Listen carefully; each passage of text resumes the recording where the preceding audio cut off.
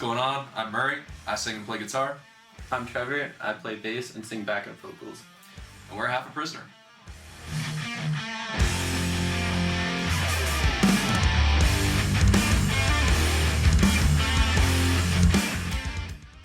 Well, for me, as an artist, I think I just like to create music that I enjoy making and that I like. At the end of the day, you can make music for other people, but I feel like when you're truly excited and passionate about the music that you're making for yourself, that's going to come across in your music, and people are going to connect with it on a much deeper level rather than trying to create something for views.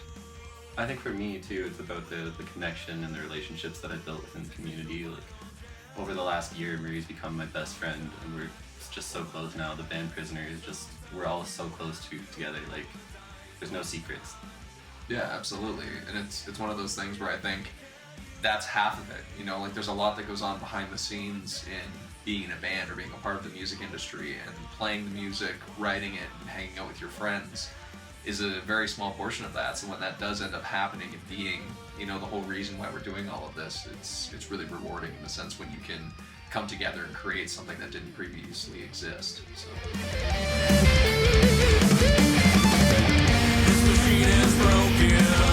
So the name Prisoner comes from our debut single, Prisoner of Time, that came out in 2022. And there is some metaphorical meaning behind it in the sense that, we're all prisoners to something, whether that's your job, your interpersonal relationships, your age, your location, or even just time itself. That's something that we can't change. It's what we're born into. And to us, it has that meaning. But at the same time, there's also kind of a paradox because people use music as a way to escape the things that are plaguing them in life. And, music makes you happy. So for us, it's ironic in the sense that people use music to escape what imprisons them, yet our name is Prisoner.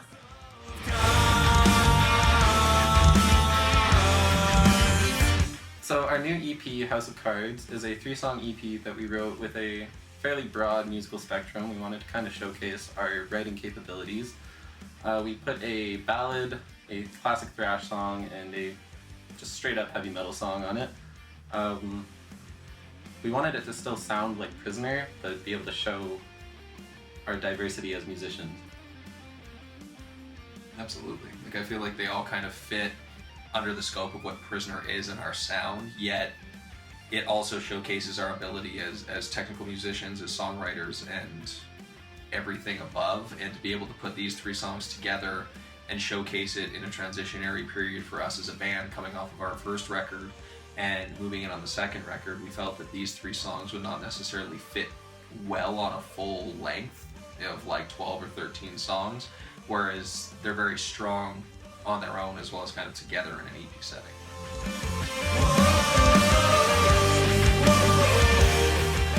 So lyrically for me, I always try to talk about something that has either happened to me in life in terms of my interpersonal relationships or things that I understand and identify with, or just comment on topics that have gone on in the world. So Skies Are Black, and for me it's very much talking about technology and the way that our world is kind of being ran and dictated by the people that have the power to run these applications and things like that. House of Cards is The Game Part 2, so from our first record of a song called The Game, and both of these songs are talking about your interpersonal relationships with people regarding business and things like that, and how, you can not necessarily manipulate people, but how you choose to speak and the way that you phrase things can definitely influence how people view you, how you get things done, how you work with people in a business or a non-professional setting. And House of Cards is specifically kind of talking about our music industry itself, and talking about in the second verse how we as a band are here to try to keep this rock and roll machine moving forward, because we feel like there is space and opportunity for something like that.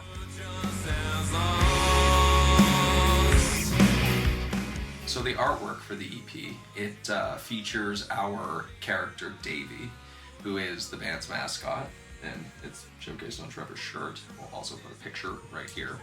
But, all of the artwork for the band follows Davey as a character and his development from the first record and to this EP, and he'll be on the second and third record and so on moving forward, to kind of create a visual story of this character and his experience, kind of following the sound of the band as well. And being classic, kind of metal and rock rooted guys, we kind of like to go like the vinyl, old school t-shirt kind of way. So we get all of our art hand painted by our friend John Garrett, and we just think it's a really authentic way to go about it. Similar bands like Cannibal Corpse and Iron Maiden who have stuck with one artist or art style their entire career, we just kind of want to follow in their footsteps and just keep something classic. Absolutely, and especially in a world of quick generation AI and quick turnaround and make it work, kind of this is how it is. For us, our visual art is just as important as our music, and we want to create an entire world and theme, not only musically but visually as well, so that people can fully connect to what we're doing.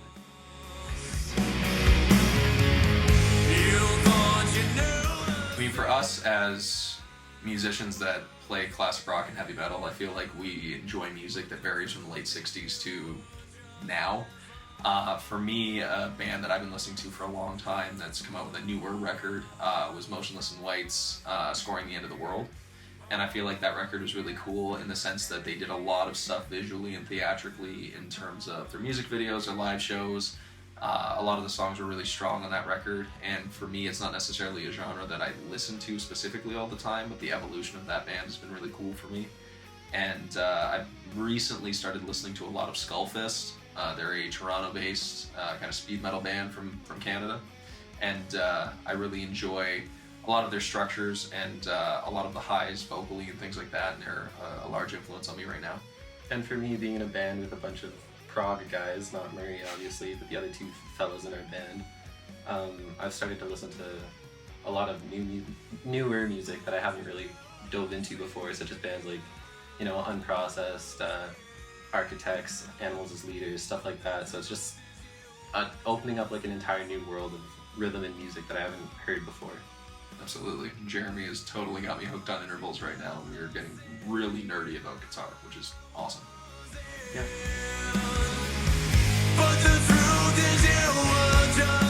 So our music scene here is very unique. The metal scene itself is very strong and very well connected, but I think depending on where you are provincially throughout the country, each genre is kind of different. Like for us here in Calgary, country music is very prevalent, but if you go to somewhere like Southern Ontario, it's very punk rock oriented.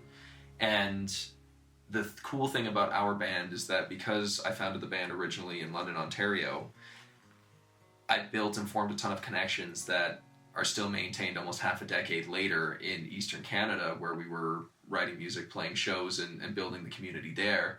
And now that we're back in Calgary, those same connections still apply, and we get to see friends come through on tour and things like that. And we have those same connections for us to go out on tour over there. And for me as a recording engineer and a studio owner here in Calgary, I'm on the other side of the glass in the sense that I get to meet a lot of people in not necessarily the band guy format, where I get to meet a lot of venue owners, promoters, and other musicians and artists that I get to work with on a daily basis. So the community for me is very much just a part of my daily life.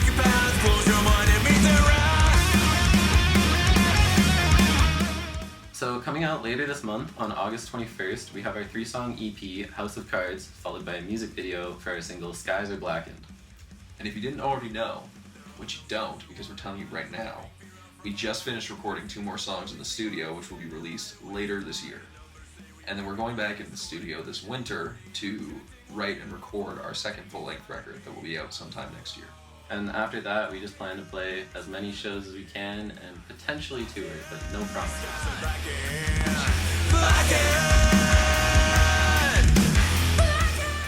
Well, metal rules. It's as simple as that. But, I mean, I feel like for us, metal itself is not just a genre of music, it's a lifestyle. It's how people live their lives. If you're a fan of rock and metal music, it's how you dress, it's how you decorate your house, your car, what you listen to, what you talk to people about. There's a lot of people that listen to metal music that are musicians. I don't think I know a guy that picks up a guitar and is like, I want to sound like Ariana Grande. People pick up guitars and they're like, I'm going to sound like Joe Perry, Romero Smith, or Marty Friedman, or somebody else that's cool. But it's very much a part of your personality, and the people that you spend time with are also fans of that type of music. I seem to find so. And for myself, I've been to countless shows of countless different genres, and I always feel some sense of community at any show I go to. But it's never the same as at a metal show. The community and just like how friendly people are at a metal concert is insane. It's one of the coolest feelings ever to be at a metal show and headbanging with random strangers you've never met before in a pit. Absolutely. So in short, metal rules. I'm Trevor. I'm Murray. And we're Half a Prisoner. Check us out on all of our social medias at Prisoner Band Official, or check out our website, www.prisonerband.ca.